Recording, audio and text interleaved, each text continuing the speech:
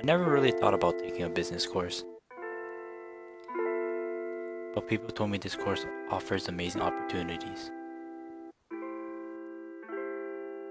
So why not?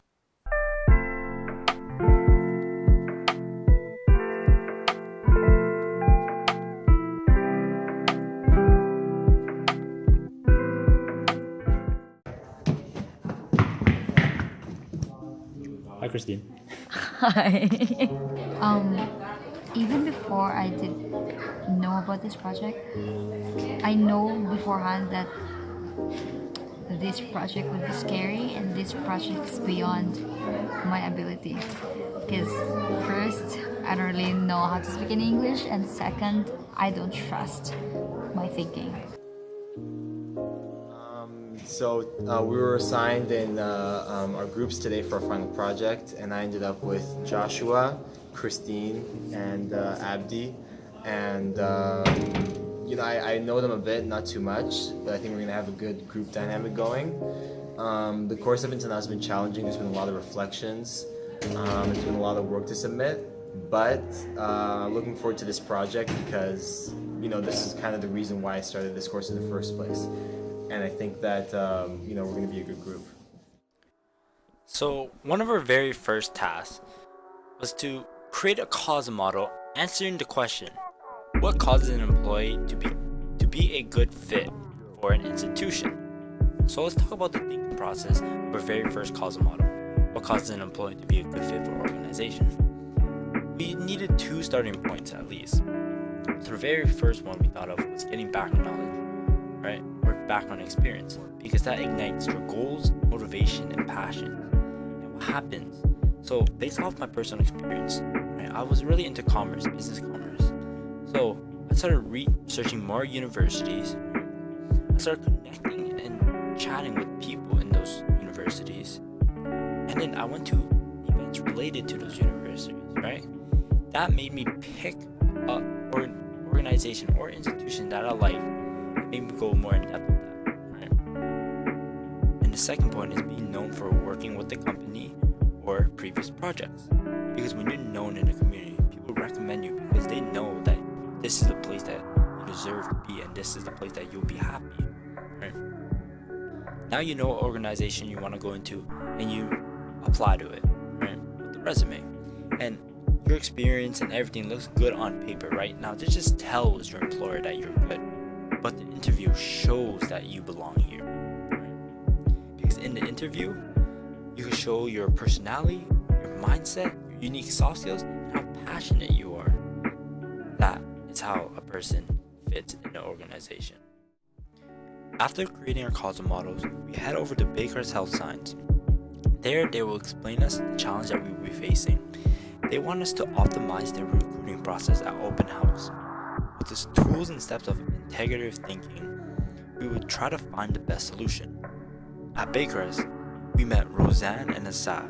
They explained us how recruiting works, what they want to change, and then after, they took a look at our causal models and see what we need to focus on or fix. So we said 82 who set PCCN last year as their number one choice. Out of those, we invited 27, invited for the open day, and made offer to 12, and then 8 accepted. At the Rotman. At the Rotman. But I think, 2019, 2020 looks very different than it was in the earlier 2000s. So how do we move our recruitment process into the digital age, the social media age?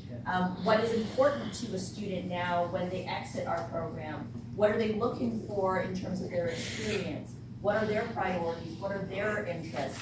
And so those are other factors I think, has evolved over time. And so the question is, are there things that we should be looking at or thinking about differently in how we speak to the students about what we offer? All right, Malaka, what are we doing? So right now we're going to do a mock interview because tomorrow Taddy, Bleacher, is coming to interview our group personally. All right. We all know what to say. Right, but I guess the idea is that he's going to ask us unconventional questions that we haven't thought of, right? I don't think Yeah, but it's like inevitable, so let's leave it like that. It's like control. Okay, fine. You know what we can do? This is what we that can do. Okay, we can write a series of basic questions, Yeah. and then I'll Not do it. basic questions. It's like questions that we think he's gonna ask us. Okay, what would those be? Okay, something like it's like Josh, just switching me out with the questions about camera. Yo, pretend I'm not here. Pretend I'm not here. Pretend I'm not here. Ladies and gentlemen, customized tour is all about. Have y'all done tours yet for universities? No one's done a tour? Okay, when's the last time you did it? Radical. That's exciting. You don't see this often, I can tell you, so that's pretty exciting. Yeah, blessed to be here. Have a seat, sir, and you can ask whatever question Thank you want very to much. ask. That's They are wonderful. all yours. Okay. Oh, thank you so much. That is it. Because usually in a group of four, there's two people that are taking the lead, but the two people, they would ask the other two people, and then there would always be there would always be conflict, and then with the conflict there would be like a step ahead towards, there would always be a step forward toward the question that and the answers that we want. So conflict was actually helpful. Yeah. So whatever career you do, most of them are not. You're not going to end up in a career where you're going to be taking notes. And memorizing stuff, right? And I'm not saying that there's no purpose in doing that, which I think sometimes there is, but I don't think the whole course should be structured like that. And in this case, we had the opportunity to do both, right? At the beginning of the year, there was a lot of that. There's a lot of reflections, there were a lot of presentations, and there was a lot of readings. But then you make that transition into applying everything that you learned into real life, which you don't really have in other courses. Other courses is more like the beginning of this course, but throughout the whole semester. I have something to add. Another thing about this course is that we've been doing projects, reflections, all of that, but we didn't actually see our mark until it was mandatory to be shown to us. And like we haven't seen what we've gotten on the project, and that's been kind of relieving because as someone who's been worrying about marks since about grade 10, it's nice that I stopped worrying about following a set rubric and all of the reflections have been more of my actual opinion rather than what will get me the highest mark. Okay, that is fantastic. Brilliant. I'm going to share that with people back home. Her name is Natalie. Make sure you write that down. And so we have, between 20 and 50 protests per day, somewhere in the country, 365 days a year, thousands of people looting, going crazy. We have farms being invaded, people being killed. I mean, so it is not just serious, it is like ultra serious. This kind of level of youth unemployment, unbelievable. So one of the things that we recommended, which was approved by the country, and I was very inspired by Roger Martin, and I came and learned a lot from the Ontario School District, and I met some incredible educators here, and we ended up pulling together this project that's now called E-Cubed, which is entrepreneurship and employment education in schools. It's now been mandated by the South African government, and I'm the national chair of this initiative. So the idea is we trying to learn about how we can roll out the kind of thing like you're doing in this class to 13.9 million kids, okay, in 24,000 schools across the whole of South Africa. It's never been done in any country before, that an entire school system is going to introduce this kind of integrated thinking, project-based learning, it's action reflection learning, real kind of stuff that you're doing. Like everything you've said, so this is like music to my ears, and it makes me get chills to hear the kind of experiences you're having. Hey guys, I am on my way to school because we have a field trip to UFT's Rotman Institute. It's currently about 7:40. I'm supposed to be at school at 7:50. So I might be a little bit late. I probably should run after this so I'm not late. Alright guys.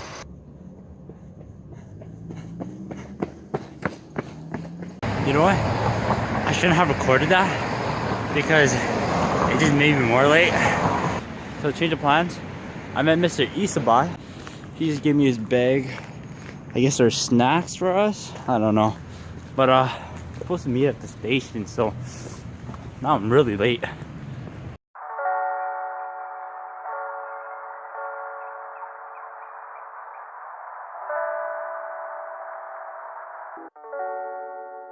So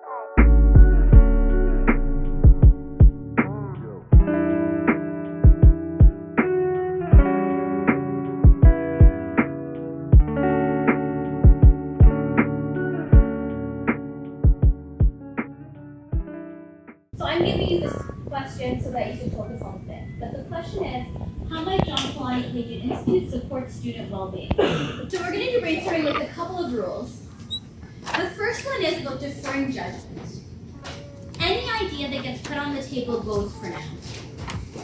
The reason is, well, it's twofold. One is that ideas are sparks to other people's ideas. And they're like, we're planning our orientation. So most universities have about a week where it's just like a bunch of activities and things where you get to know people either in your college, in your program, and just, it's wild. Well, Ryerson, you can imagine them having been there saying, yeah, orientation, we should do like, you know, we're in the middle of the city, we should really have Toronto represented like in our orientation. So it's like, yes, and what if we bring in like different artists to be able to do art live or something? Yes, and what if we just do musicians? Like, let's bring in a bunch of really cool music. Maybe they're playing sort of buskering all around campus. Yes, and what if we host a concert? Yes, and what if we have Drake come to that concert? Drake has performed at 2 Ryerson orientations in the last 7 years. Drake is rarely your first idea, but you get there by building on other people's ideas. The other thing when we talk about judgment is you have to not judge your own ideas. And this is the part that's also really important, is it's sometimes really hard to put your ideas out into the world. You worry about how other people are going to hear them and take them in. So you need to be on your best behavior and not to judge other people's ideas so that you know they won't judge yours.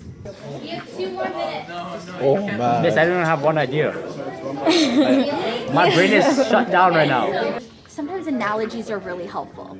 So it might be that you're thinking about your school and how like big and there's so many people and well-being is such a big thing that it's like, what helps you feel better? Like on a day-to-day basis, what's something you do that helps you feel better? Like I drink water. And that makes you happy? Like I am significantly a better person when I'm hydrated. I don't realize how cranky I am when I'm not hydrated. And so this idea of like, so it could be keep everyone hydrated, which means like yes, and everybody gets their own JPCI water bottle, which means yes, and at the beginning of every period you have to go and fill up your water bottle. I don't know. Oh, like that. Yeah, who knows, right? Like I've never had that idea before in my life until this second, right? Right? So what are some of the things that you do? That make me feel good, like good about myself, or just in general. Yeah. See people that I enjoy being with. So what if it's classes? What if classes are based in friends group, not random computer group? That maybe would work. I mean, Stop. You're judging. Stop. You're judging. Yeah. And because you don't have to take this idea, right? It's about showing you how you can take something that you like outside and what would it look like in. If you look down here, right, on the paper, we have all these sticky notes, and we're supposed to we'll pick about 8 of them and make a drawing of what it looks like on here. So It's either from here or from another idea. yeah, or another idea. So yeah, that's pretty much what we're doing. So these are our drawings. As you can see, I drew on the paper. They drew on sticky notes. So now we're about to discuss about what were we discussing about?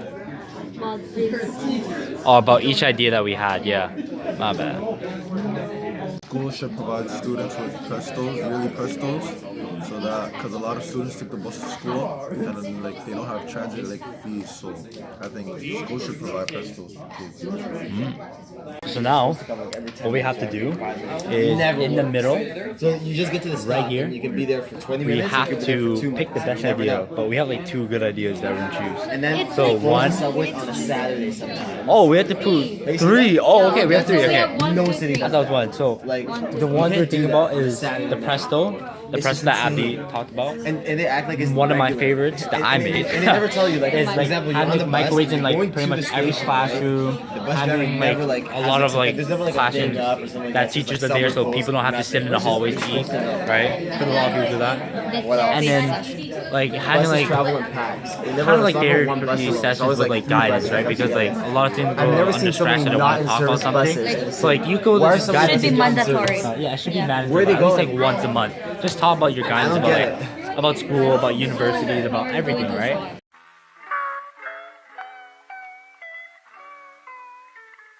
I always wanted to be a teacher. It was kind of what I thought I was built to do. In some ways, I still think I am. And I taught To Kill a Mockingbird 7 times in 4 years. And it's my all-time favorite book. But I was 22 years old and I said to myself, oh dear God, I'm going to teach To Kill a Mockingbird 30 more times. And I'm going to hate this book. And is there something else I should be thinking about? That was a tough call. My mom was a teacher. My uncle were 2 teachers. And so abandoning that career at that point, there was a lot of peer pressure and family pressure to stay in it because it's a wonderful career and meaningful, and I'd gotten a lot out of it. And so to pick up sticks and go to law school out in Halifax was a tough call, but something that I felt like I needed to do. And my main rationale was that I just didn't feel like I was done learning yet, to be honest. And I was still pretty young, 22 when I graduated university, so I wanted to try something else and take a crack at it. Today at lunch, we're gonna have to go to S4 and meet up with Baycrest and show them our pro chart. The problem is, the reason why I'm going to school early is because Christine and I are gonna meet up to finish it up. Right, yeah, last minute. But because we really have to finish this, she's getting really worried about not finishing in time, right? And she's really strict and yelling at me like, you have to come at 7:50. So when I get there, I'm just gonna hide for a bit, play around there, text her like at 7:50. Oh my god, I'm so sorry, I just woke up, just to get her to panic. So we'll see how it goes.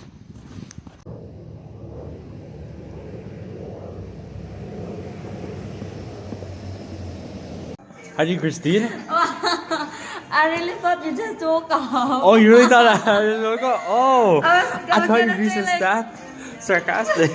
What? How do you feel right now? What's the pro charge? I'm stressed. Hopeless. Oh my god.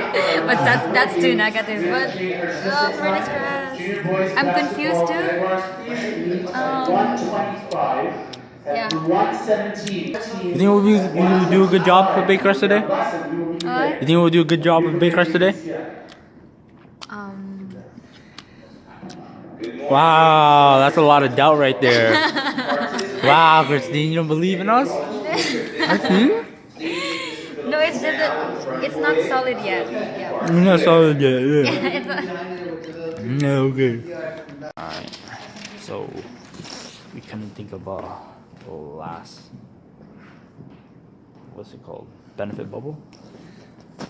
But it's gonna come to us, hopefully. It's just a draft. This is all we have right now. Yeah. Hey, Chris, we're here now. Asaf, Gabo, and Rosanna right here. And me, the beautiful Christine, is here doing No. What? Oh. You look at this. I did all of this. All of this. You know what? No. We did all this. You know, Okay. You've seen that first. Come on. How do you, Malachi finally showed up? All right. Alright, what do I have to say? Alright, yo, why are you going so close, buddy? Like, calm down. Alright, honestly, we feel pretty prepared for this. You know what I mean? Like, what are you doing, Malachi? This is why you know. Okay, Josh, ready? Go. Alright, so we were doing this like a few hours ago.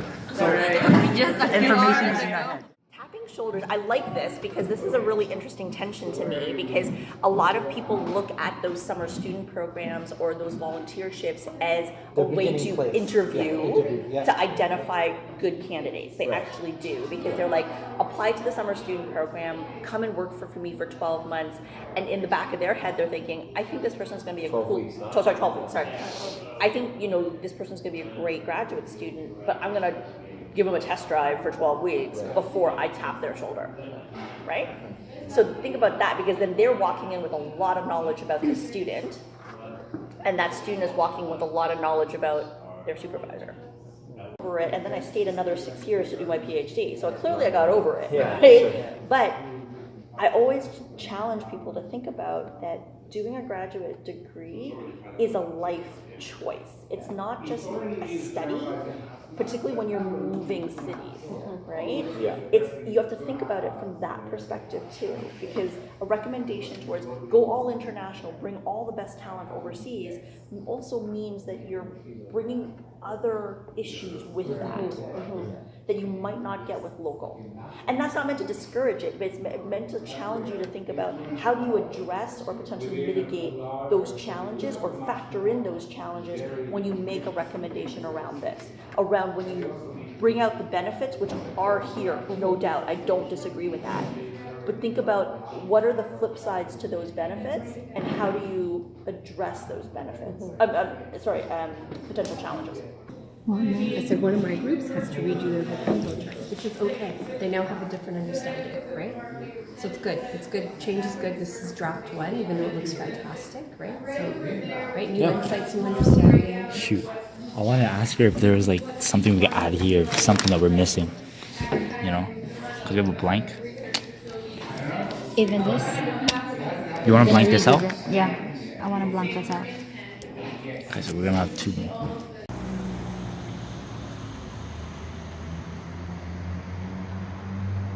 Probably our fourth or fifth time waking up early in the morning just to do work. Yeah, I'm kind of used to it, but usually I'm the one late. But look at the text message. Look at the text message, right? Yeah, Christine is gonna be late right now. She only left her house at 7:25 and we're supposed to meet at 7:30, so I get to shove in her face for being late. All right. Christine's late, I get to shove her in her face. I'm so cold, I probably should go inside. Christine's late. Look at her go. Look at her go. Go, Christine. Go, Christine. Christine. Run. Run. What are you doing walking? Why are you walking? Why are you walking? Come. Yeah, that's right. How's it feel to be late, Christine? First time being late. Come on. Look what time it is. What time is it? 7:56?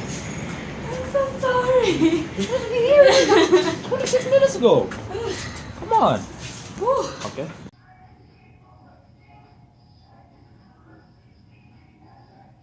So important. Right? Like think of like the kid that has 95 in calculus, but then there's another kid that has 94. Yeah, they were And then- complete, yeah. Right? So that internal competition is what brings companies to a whole other level. So I think that's what you're talking about. I think that's what you're talking about. Okay. Exactly as you were explaining.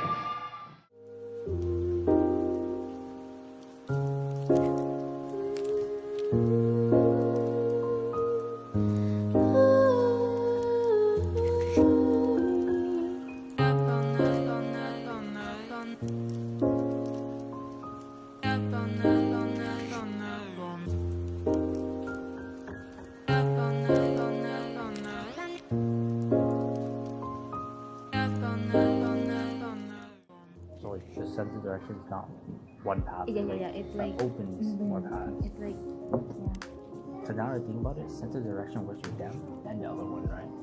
But why does this one differentiate? Like, what's different between putting it here?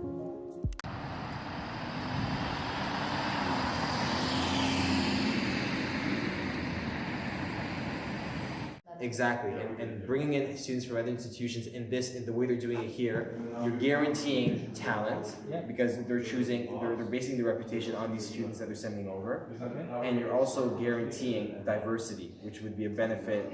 So I like what you're saying. I think there's something there. Now, what I think Roseanne and Asaf will need to see is, this is not a new idea. This is probably something that's been percolating in the head for so long. Right? The question is, they haven't been able to do it. Right. Can you use your thought process here to make this easy. Doing the 2 for 2 is the exchange program, okay?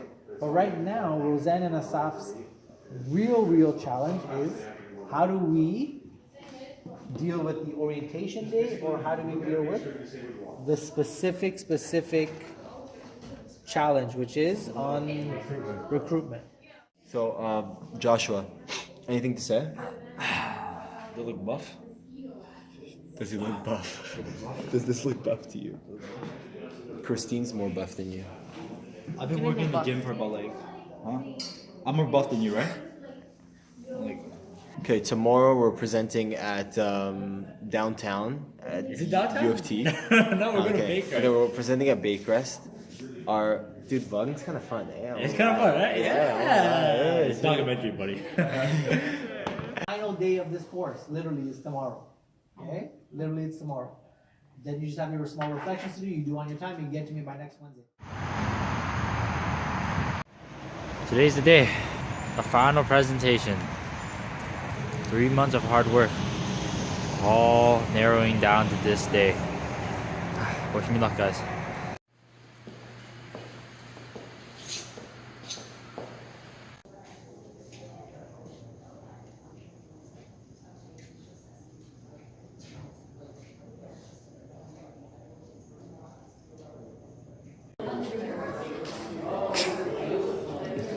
Look. Oh my god, it actually made Purry. Whoa. Two models that we have. The UFT, the Baycrest has this problem. They are going to gear the recruitment process towards University of Toronto. So, we're here now. Our final presentation starts in 30 minutes, right? Correct. How do you feel, Malaka? You ready? Alright, so very excited. What else? I've been wearing Mr. Isabai's blazer or whatever. Don't you feel more confident feeling dressed up?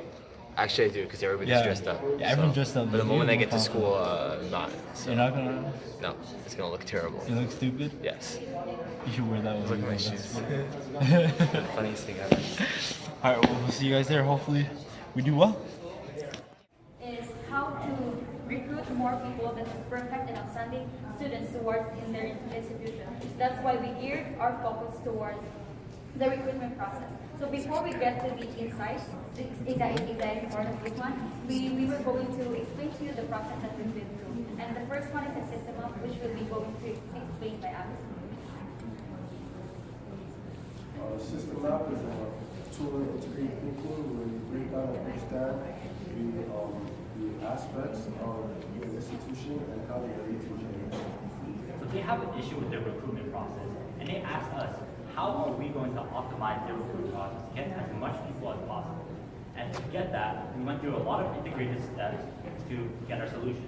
To focus on a particular part of that particular problem model, which made us come up with our second one, which is what causes a person to fall in love with an institution. A particular insight that I would like to show you is right here, which was that Roseanne especially was telling us that she really looks at the attitude and the passion a certain person would have towards the program and towards their studies, and that she might even value that more over the qualifications that that person might have. We thank you for spending your time.